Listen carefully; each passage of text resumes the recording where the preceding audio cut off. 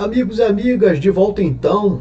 Essa é a parte 2 da aula 110, Contrato Social. Parte 2. Eu fiquei tão emocionado com aquele quadrinho que a gente fez lá no final, colocou lá, que acabei esquecendo de colocar os textos, né? Já resolvemos a questão de prova, já fizemos tudo. A aula 110 está pronta. Tranquilo? Esses são os textos para você acrescentar no teu caderno, os textos dos filósofos, assim, os recortes, né? Que eu considero aí como principal. Então já aparece para você na tela aí o Leviatã, o primeiro lá do Thomas Hobbes, lembra? Contrato Social, 3 filósofos. Lembrando, para você que está perdido, caiu nessa aula aqui agora, caramba, busquei aqui, caiu nisso aqui. Essa aqui é uma continuação da aula anterior. A aula anterior está aqui, é a aula 110. Essa aqui eu só vou apresentar os textos. Na aula anterior, na aula 110, já resolvemos a questão, já tivemos a aula toda, para não regravar tudo. Enfim, eu gostei daquela aula lá, eu vou manter aquela aula. Tranquilo? Vou manter aquela aula. O carro do ovo não passou, não teve nada, nenhum problema, nenhuma intercorrência, então vou, né, manter aquela aula lá. Vamos só fazer a leitura dos textos, valeu? Então vamos lá. Primeiro aí deles, então, o Hobbes. Vamos lá, o contrato é a palavra com que designa transferência mútua. Deixa eu só ajustar aqui a cor da a transferência mútua. Deixa eu só ajustar aqui a cor da caneta para ficar aí, não pichar isso aí. Vamos lá. Transferência mútua de direitos que o homem concorde quando os outros também o façam, na medida em que considere necessário para a paz. Lembra? Guerra de todos contra todos, o lobo do homem. Então, vamos estabelecer um contrato, eleger um soberano, ser Thomas Hobbes. Para quê? Para garantir a paz. E para a defesa de si mesmo, em renunciar, olha aí, ó, o seu direito a todas as coisas. Transferência mútua, são recortes, né, de direitos, é aquilo que se chama de contrato. Então um transfere para o outro, não é para o soberano, um transfere para o outro os seus direitos, elege um soberano e aí vai tomar conta da parada, né? Elege lá o monstro, o crocodilo, o Leviatã, e vai tomar conta da sociedade, né? Vai garantir a paz na sociedade.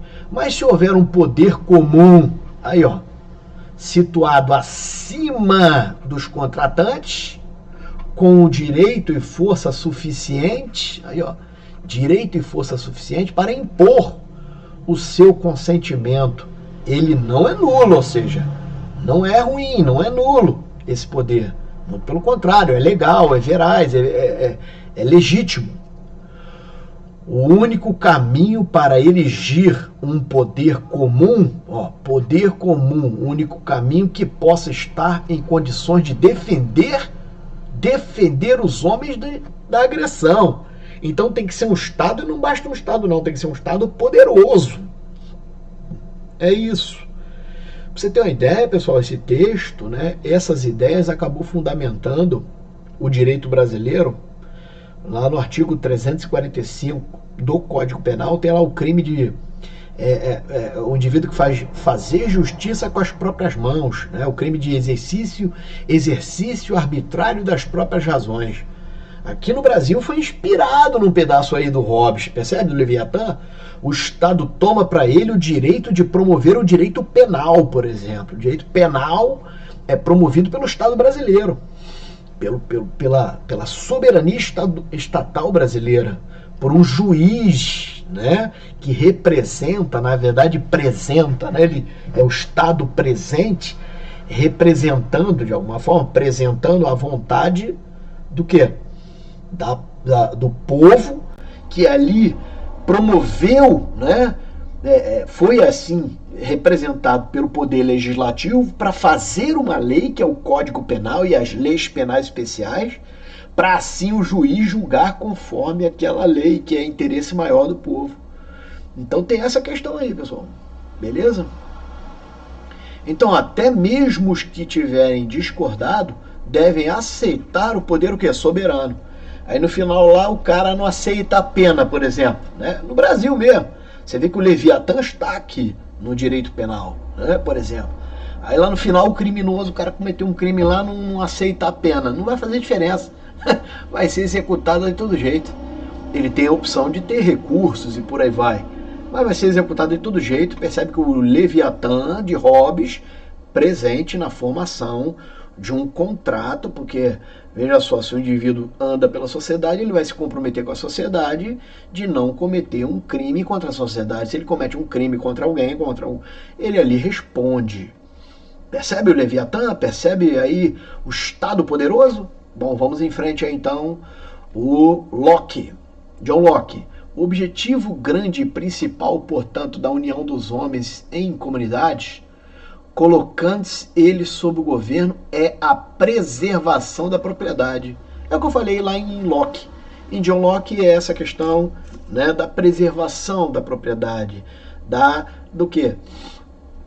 De se manter a propriedade, não só se manter, mas na verdade se conquistar, né, ali a propriedade e ali dizer o que é de quem, né? O que é de quem. Então, impedir que aquele possível tumulto ou turbação no estado de natureza tome vulto, não é?